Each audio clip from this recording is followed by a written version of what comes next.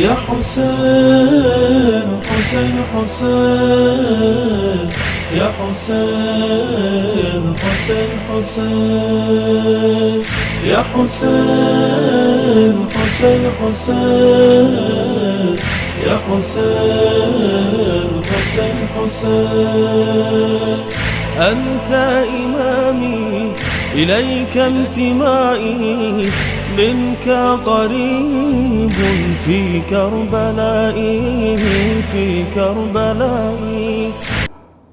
أعوذ بالله من الشيطان الرجيم. بسم الله الرحمن الرحيم.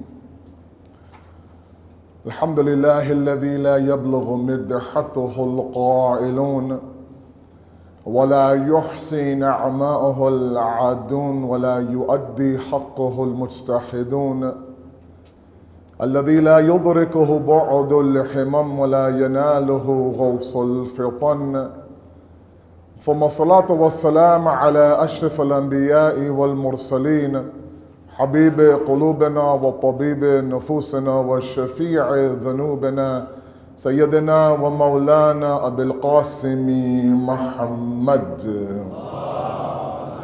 صل على محمد وعلى بيته الطيبين الطاهرين المعصومين المظلومين، لا سيما بقية الله في الأرضين، صاحب العصر والزمان، خليفة الرحمن، إمام الإنس والجان، ولعن الله أعداهم أجمعين إلى يوم الدين. أما بعد، فقد قال الله وقوله الحق. بسم الله الرحمن الرحيم. ظهر الفساد في البر والبحر بما كسبت أيدي الناس ليذيقهم بعض الذي عملوا لعلهم يرجعون. صدق الله العلي العظيم. اللهم صل على.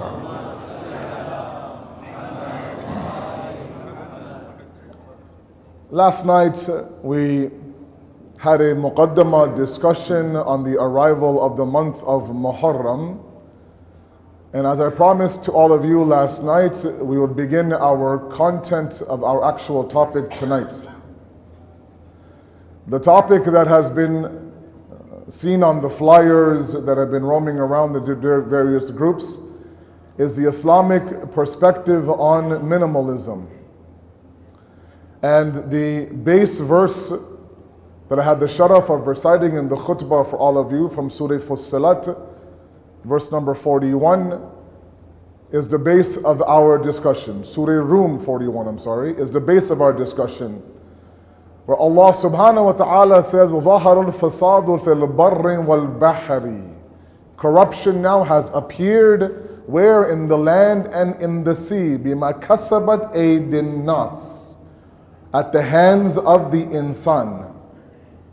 What Allah does is what He says, لَيُذِيقَهُمْ بَعْضَ الَّذِي عَمِلُوا.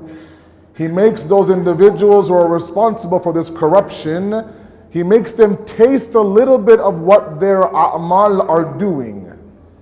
Not to punish them, not to torture them, لَعَلَّهُمْ يَرْجِعُونَ. So they could see what they're doing and return back onto Him.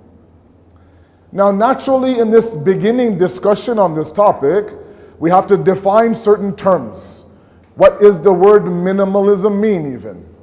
And to understand what minimalism means, let me describe to you what I see as the problem today. We live in an era of consumerism,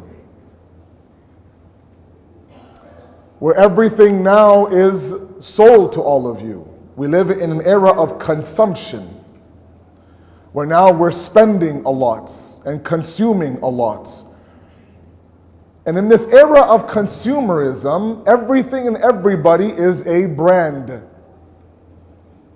We've become our own brands. This era of reality TV, this era of social media, this era of the glamorization of our life, where such that everything that we do, everywhere that we go, everything that we eat even, is glamorized and made public for the public to see. And in essence, we have become our own brand, which we market. And we wait for people now to either approve, disapprove, comment, like, dislike on our life. Everything from the dinner that I made, the trip that I took, the shoes that I bought. And in the process, what's happening now is that in this era of consumerism, before I begin, let's do this now as opposed to later. If you can please move forward a little bit with one loud salawat ala Muhammad wa ala Muhammad, please. There's people at the door waiting. Please come nice and tight, inshallah. This is day 2 now. You're used to me. Come, it's okay. I'm not going to bite, inshallah. Come.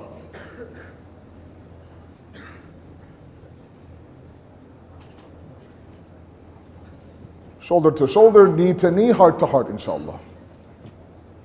Beautiful. Asad.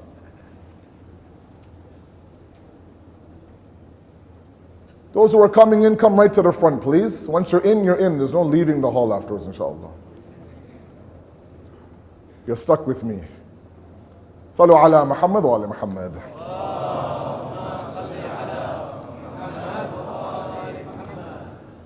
Now, I don't know how it is here in Dar es Salaam, but I know where I come from in the West, consumerism, materialism is a huge phenomenon.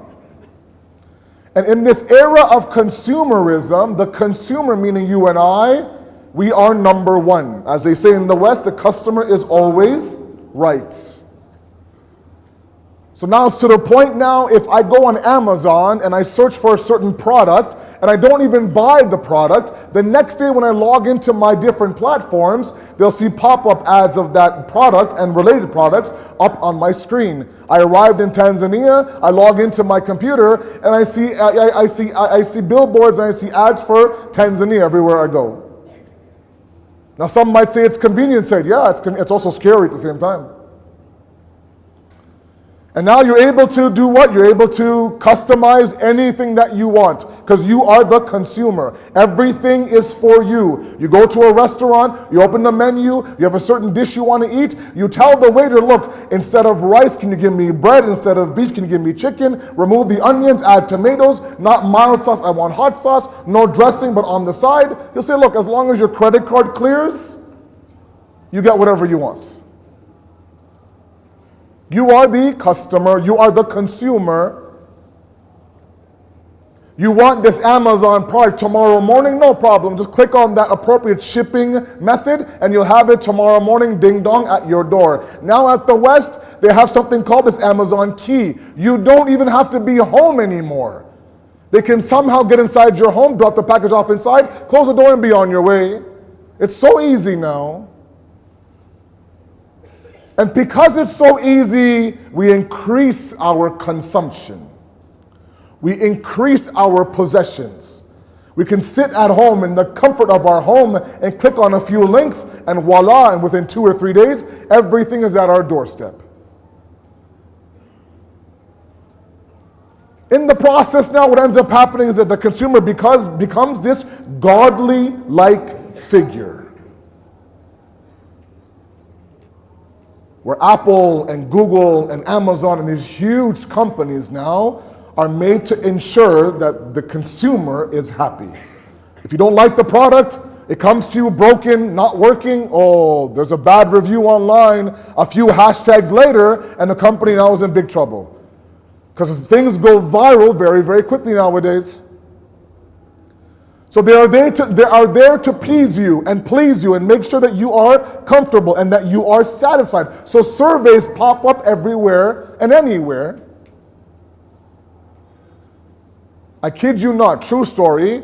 There's a man who was in line at a major grocery store in Toronto with half a watermelon. And he was at the return and exchange desk. And he places half the watermelon on the desk and says, I bought this watermelon from you a few weeks ago. Half of it was sweet, and the other half was not. I ate the sweet part, I'm giving you back the sour part. And he was given half his money back. And told that, sir, next time we sell you a watermelon, we'll make sure that from top to bottom, it's sweet. This is the halat of consumerism today. where you bring home a plant and because of your negligence, it dies within a week, you give that plant back. That, look, this plant died too early. I want my money back. Here you go, sir. Next time we'll make sure we give you a stronger plant. This is the state. We have this godly-like figure around us. Now, in the process, what ends up happening is that we surround ourselves with things that we don't need. Because of simple convenience. Now, one thing I have to mention to all of you, this is the first time you've experienced my ashra, and first time I'm talking to all of you. It's only day 2. You'll get to know me, I'll get to know you, no problem. But before that, understand that my approach to one ashra in Muharram is such that I take one topic and I exhaust it across 10 nights. Okay? Other speakers may have different topics every single night. Not me. I have this one topic, I'll exhaust. And the example I often give of my ashras is a flight.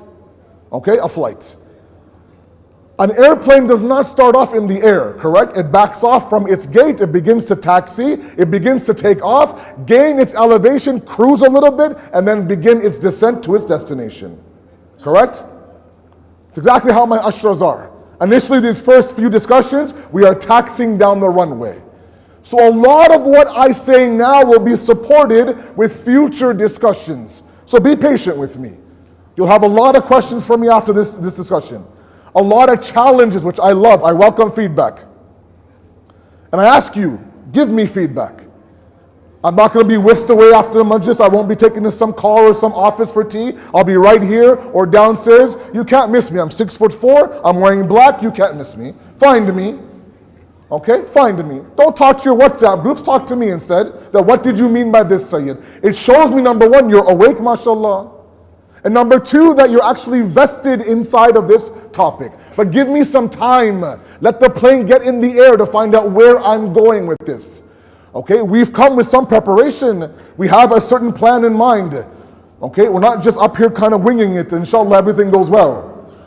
Right? So stay with me. There are things tonight as a muqaddamah, as a base building discussion that we have to have. One of them is that we live in an era of consumerism. Now, the problem is that in consumerism, possessions increase. Okay? We end up having things that sometimes we don't need. To the point where we go to the store and we buy something that we think we don't have, we go home and we have 3 of them already. We just forgot. Unopened in the basement, in the garage, in my room. Oh, we had this all along. It was on sale, it was convenient. And we end up living a life where now we end up trying to feed this wild beast inside of us. Imam Ali refers to the nafs as a wild beast that needs to be tamed. The problem is the more you feed the beast, the hungrier it gets.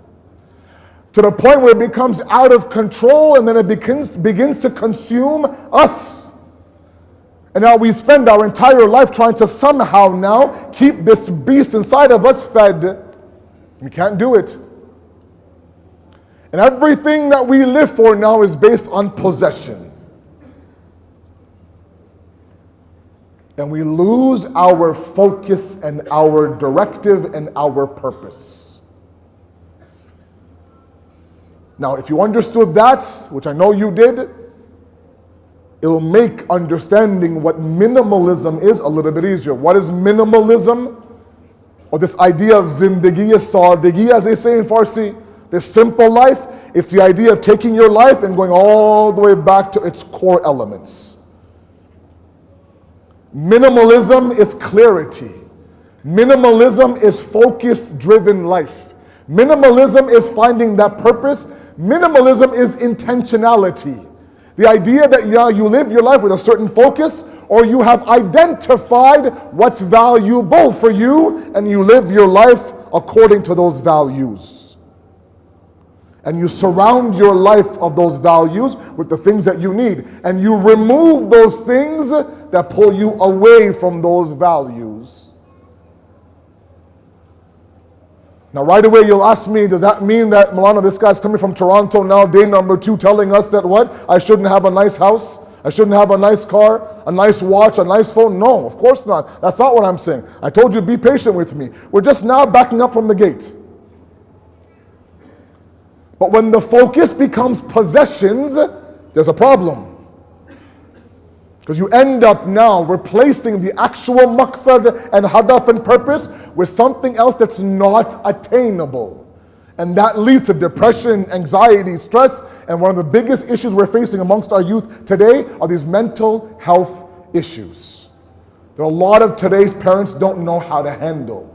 We have 18-year-olds taking antidepressant medication. 16-year-olds who are riddled with insomnia. Can you imagine? You shouldn't be having problems sleeping at 16 years old. Now someone like me or someone a little bit older might say, oh, this is a very highly sensitive generation, Maulana. They're very hassas. Everything they take to heart. What stress do they have? They have no mortgage, no spouse, no children, no bills to pay. All they're asked to do is wake up, go study, come back. It's not that simple. When you live a life where you're asked to keep up with a certain lifestyle, that's stressful. Especially if you can't afford that lifestyle. When you can't maintain that lifestyle. And so this idea of minimalism, sadigi, simplicity in life is not just the idea of owning less possessions or consuming less. It's the idea that when you declutter outside of you, you begin to focus inside of you. When you begin to remove the possessions that you don't need outside of you, you then begin to focus on what's inside of you. Look, I'll give you a very simple Quranic example. Sallu ala Muhammad wa ala Muhammad, please.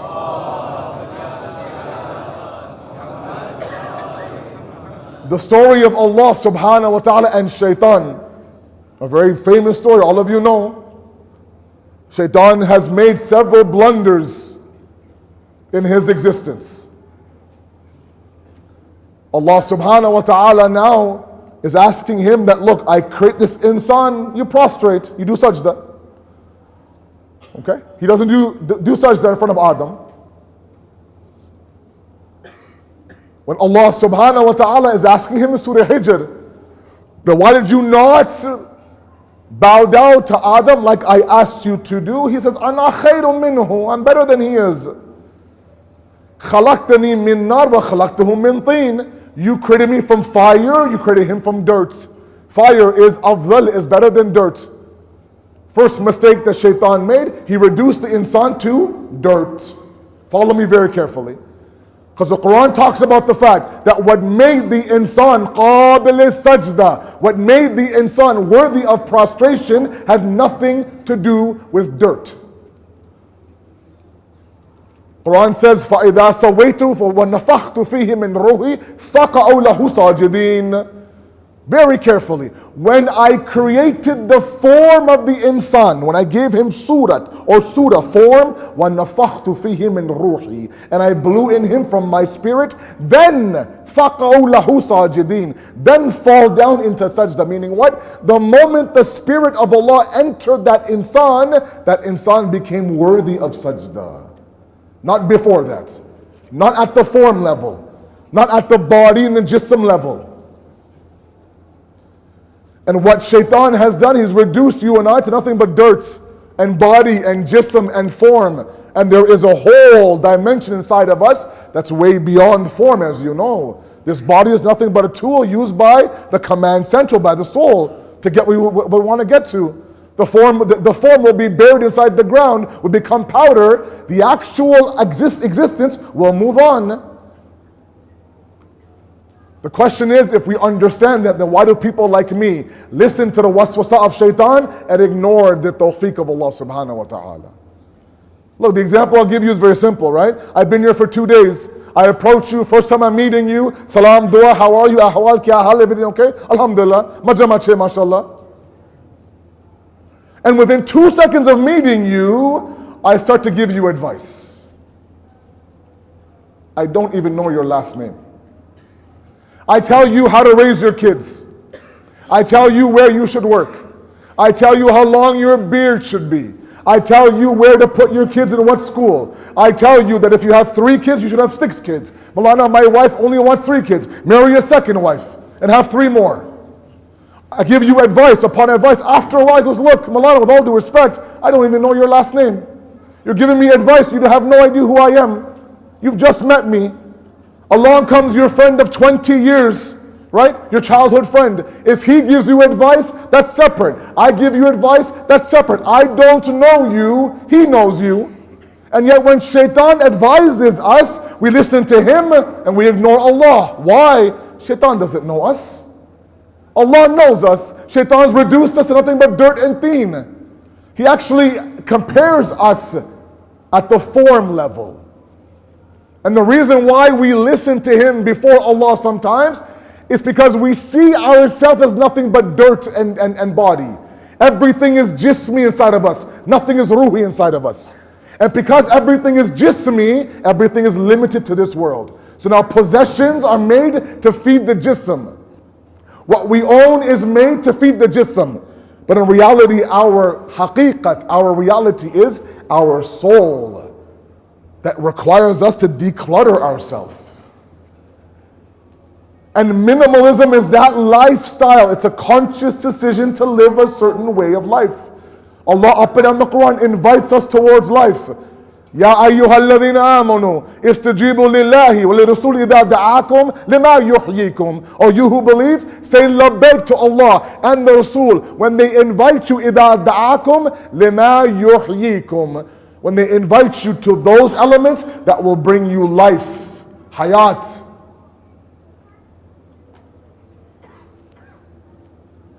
And so we become individuals who are possession-based creations.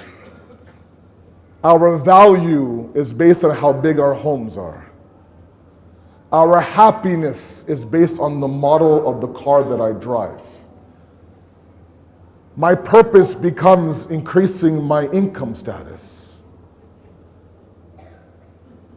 And why does that happen in this world of consumption and consumerism? Because we've lost our purpose. We've lost our focus. And sometimes it's important that we just kind of revive the idea that what am I doing in this world? It's a huge discussion, an entire ashra. I don't have that kind of time. But in this initial base building discussion of my topic, it's important for us to remind ourselves, especially me, that my purpose is not to consume or not to possess. My purpose has always been God and God alone. In everything that I do, my destination is God. Look, a very simple example. Sallu ala Muhammad wa ala Muhammad, please.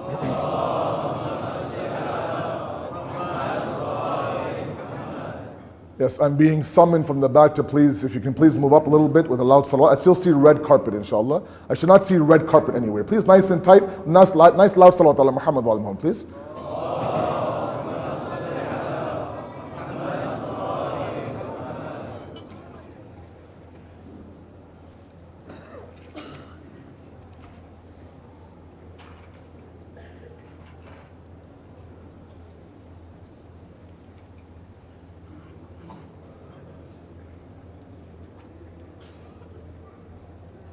The essence of piety and taqwa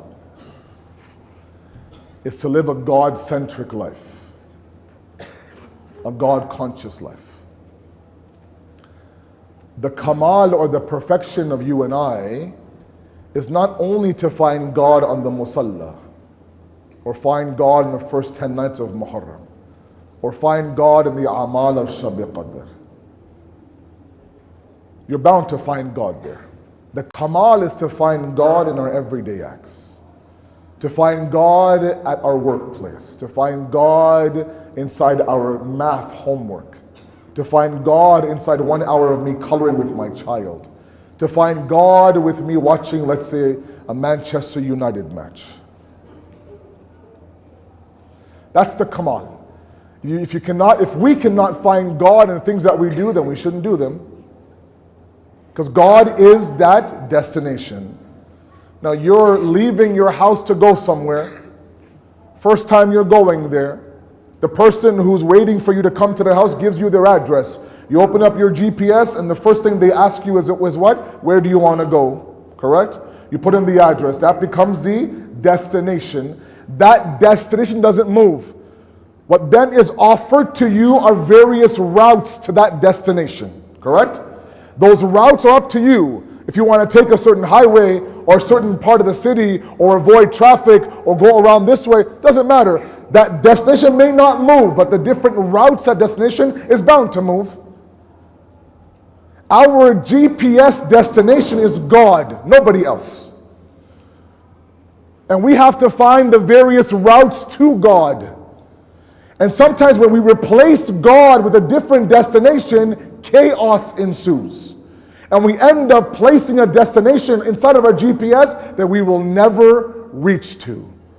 So there are people who possess everything this dunya has to offer. There are people who have made that income bracket. There are people who have the house that they want to, drive the car that they want to, travel the world without any sort of problems, and yet they're miserable.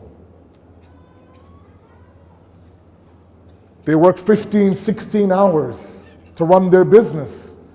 Their spouse complains, their kid complains, God complains, no one ever sees him. He's working so hard to maintain this lifestyle, and yet he's drowning in debt. Running around trying to do this and that, multitasking, but never quite getting anything done. Constantly on our phones. We're always online, always available. The moment somebody WhatsApp me, oh, right away I reply. I have 400 followers on Facebook. I have 200 followers on Twitter. I have this on my IG, that on my Snapchat, but I don't have one life-changing relationship that I can depend on. It's all possessions, right? It's all quantity. And minimalism is the idea of going back to a focused, driven life. Look, you open your closet one day, and your closet is so full that things are now falling out as you open your closet. Correct? Clothes and luggage and boxes and God knows what else. So you decide one day, on a Saturday or Sunday morning, you spend hours now decluttering your closet. You take everything out, you make two piles, clothes that you want to donate and clothes that you want to throw away. Because half those clothes in your closet don't fit you anyways. There's stuff in there that's been there for months and years, you throw them out. And after hours and hours and hours of doing that, your closet, alhamdulillah, is spotless. You open that closet and you have this sense of contentment. Inside you feel calm. Ulama have done this.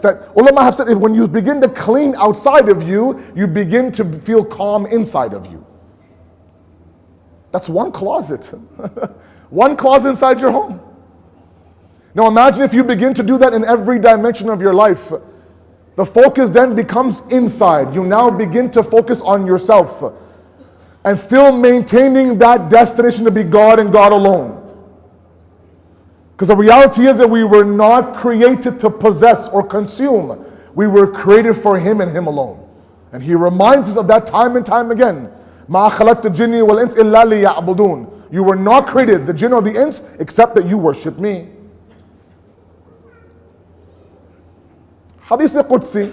Hadith Qudsi is that hadith, Allah, from Allah subhanahu wa ta'ala. That's not a verse in the Quran. Okay?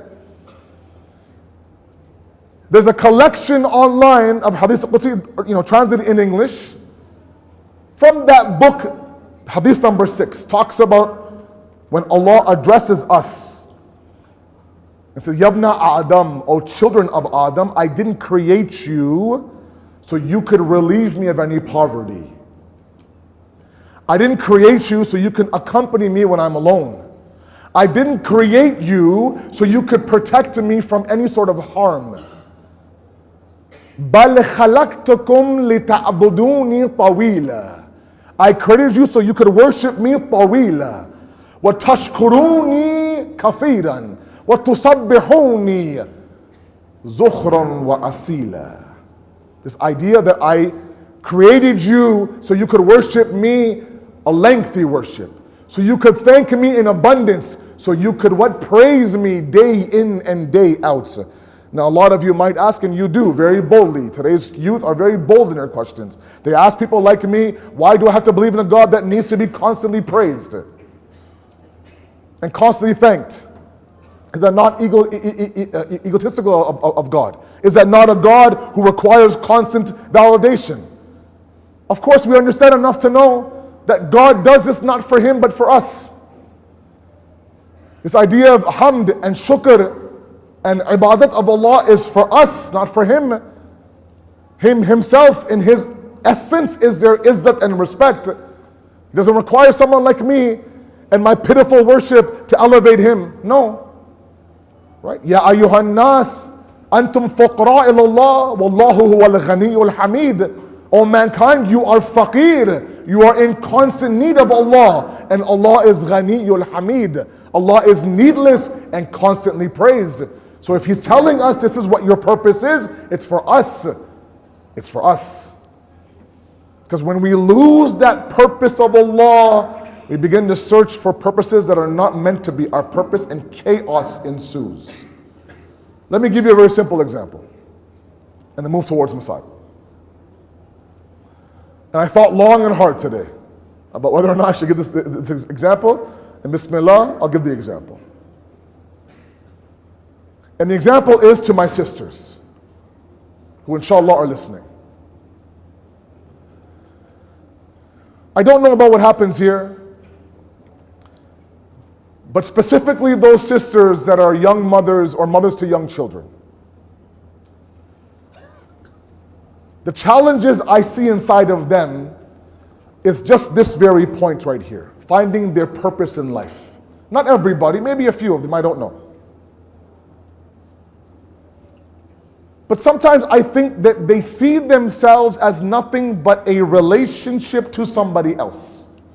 Meaning that you are somebody's daughter, somebody's wife, then somebody's mother-in-law, then someone's daughter-in-law, and someone's sister-in-law, and blah, blah, blah. And so long as you are successful in these relationships, you yourself are a good person. Meaning your worth and your self-value is completely dependent on how much your father respects you, or how happy your husband is, or how well trained your children are, or how happy your sauce and mother-in-law is. And if any of these individuals are unhappy with you, your value decreases. Now, for previous generations, that might be okay. But I think for today, it's very difficult for a sister to wrap her head around that. Especially those mothers who right now have very young children who are not even able to come to the centers and the masajid in these nights, because by the time I begin, their kids are fast asleep. So they are forced to sit there in their home and watch me on live feed. And while watching me on live feed is a great thing, no doubt, coming in person is a totally different phenomenon. And they end up being individuals who believe that their purpose is to be pregnant.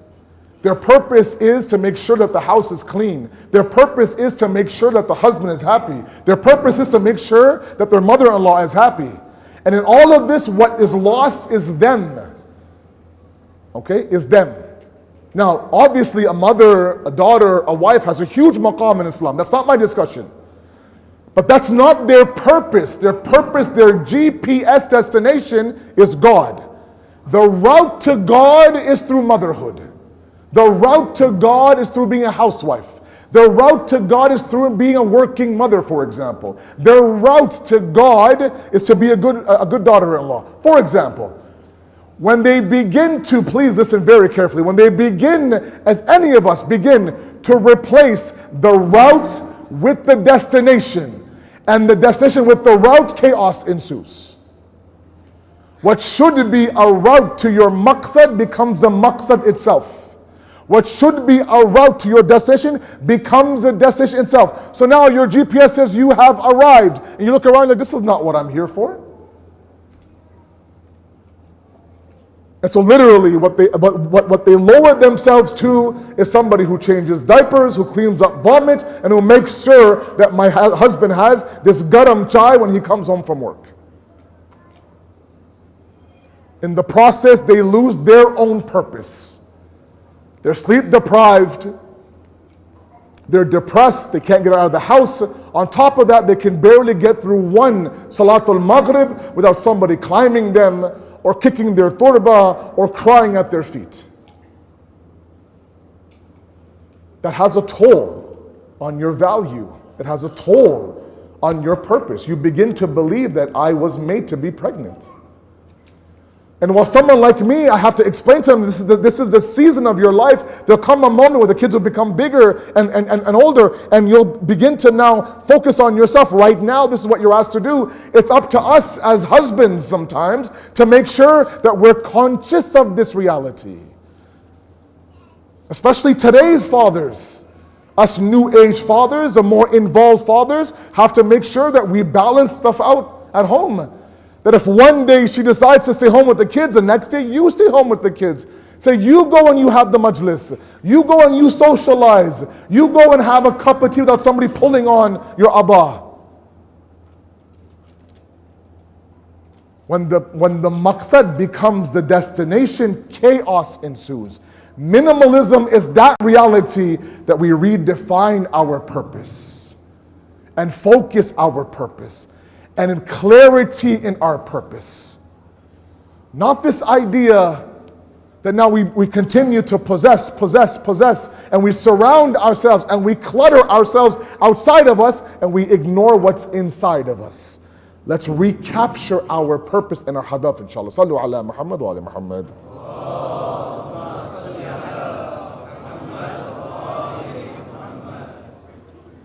You look at Imam Hussein's mission, up and down his mission. Whenever he had a moment, any khutbah he delivered, he reminded the people what I'm going to Karbala for. Not for fame or fortune, not for government or maqam, not for power or money. No, this is my purpose. My purpose is God. People have strayed away from God. My job is now to pull them back towards God. If that means that through my blood I awaken them, then you awaken them through your blood.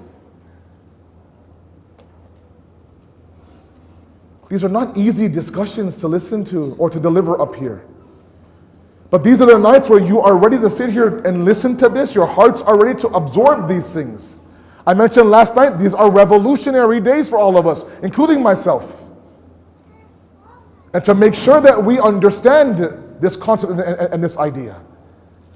That minimalism is a conscious lifestyle. If that means that I go against the norm, then so be it. Now, a lot of you will ask, what's wrong with me having some luxuries? I've worked hard for what I own, Malana.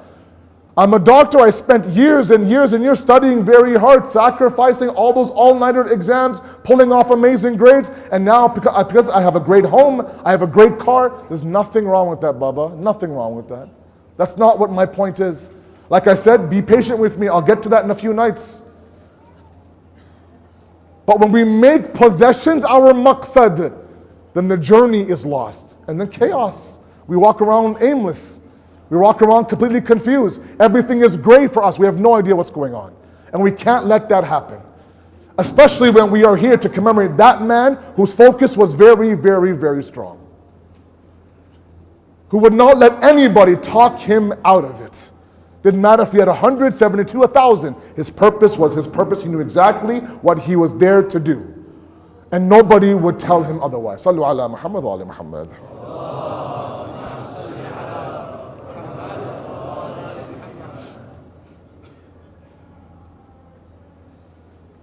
And we can see that purpose when he leaves Medina.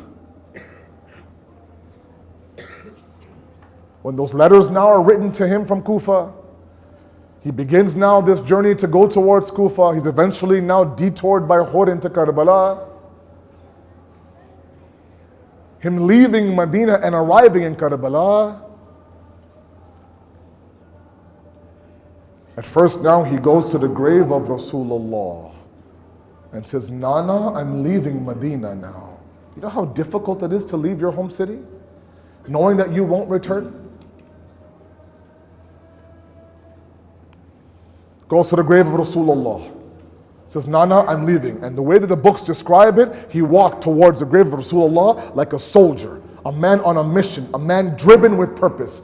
Says, Nana, I'm going to save your ummah from disgrace and from degradation. to save the deen that you sacrificed so much for. And then he went to the grave of his mother Fatima. And the way that Hussein ibn Ali went to the grave of Fatima was completely different. If he went to the grave of Rasulullah as a man on a mission, he went stumbling towards the grave of Fatima al-Zahra. You know, when a mother leaves the home for a few hours to go run some errands, do some shopping, grab some groceries, she's gone for hours, and the kids miss the mother. And then they hear, let's say, the rattling of the keys, and the door's about to open, and they open the door, and there they see their mother is home. They begin to what? They begin to bolt towards the mother. They begin to run towards the mother, to the point where they even start to stumble and trip, to the point where they just want to get into the arms of their mother.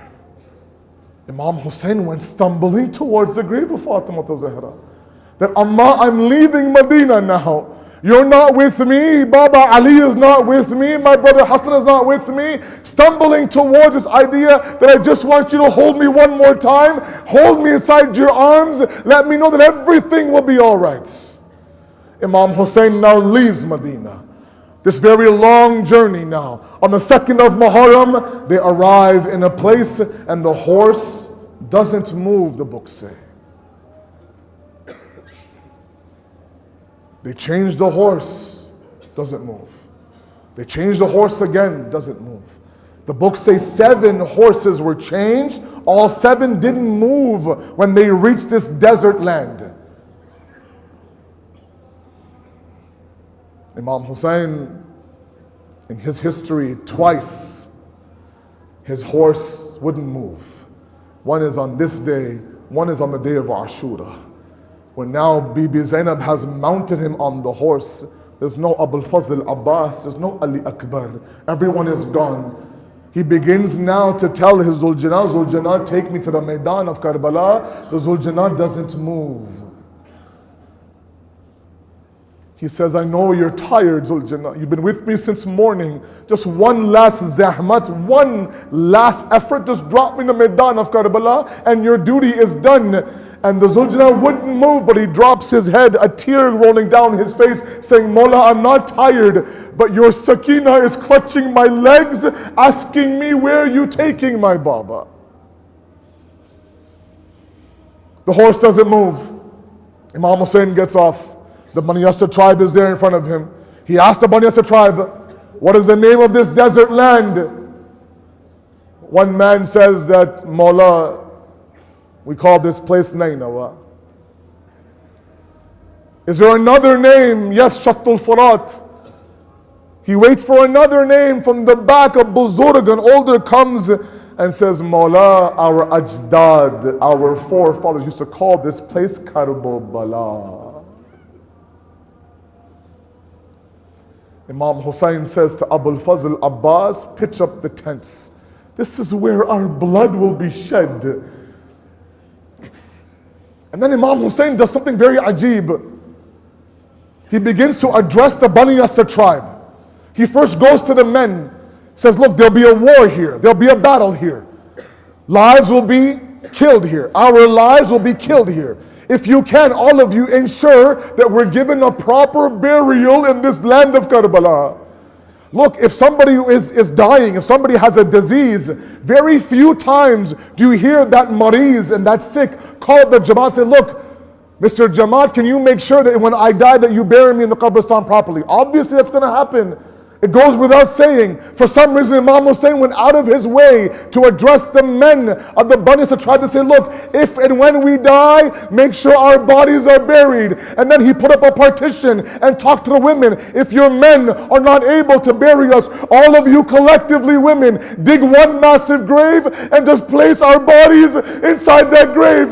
And then he went to the kids of the Bani Asad tribe, picked up the kids, kissed them, hugged them. He says, are you Muslim? Yes, we're Muslim. Muslim? Do you recite the kalama? Yes, we do. When you say Ashhadu anna Muhammadan abduhu wa rasuluhu, that Muhammad is my grandfather. My name is Hussein. Understand who I am. If your mothers and your fathers are not able to bury us, then all of you with your small masoom hands pick up the khak of Karbala and just drop it on our bodies. Why, Mawla, this need to go to the men and the women and the children for obvious things like burial? Maybe he knows there'll come a time after Asri Ashur. Umar ibn Saad says, I need 10 horses to come and trample the body of the son of Fatima. The 10th man says, Sheikh Abbas Qummi in Nafasul Mahmum narrates that 10th Mal'oon who rode his horse on the body of Hussein says, by Allah,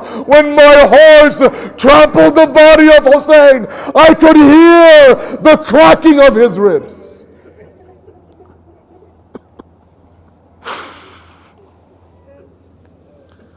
سيعلم الذين ظلموا أي منقلب ينقلبون إنا لله وإنا إليه راجعون. We ask you, Allah subhanahu wa ta'ala, to accept this qaleel ibadat, inshallah.